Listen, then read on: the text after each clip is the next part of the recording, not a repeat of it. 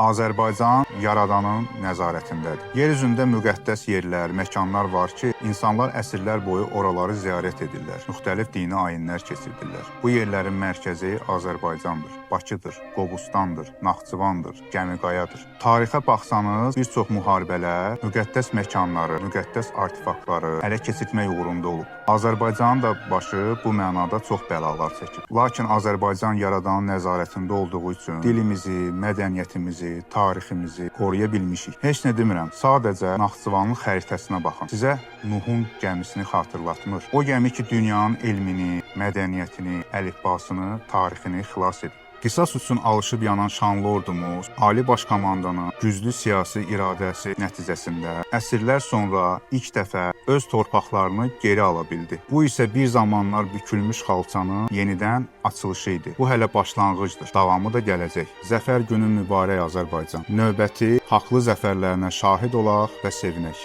Əziz Şuşa, sən azadsan. Şuşa bizimdir. Qarabağ bizimdir. Qarabağ Azərbaycandır.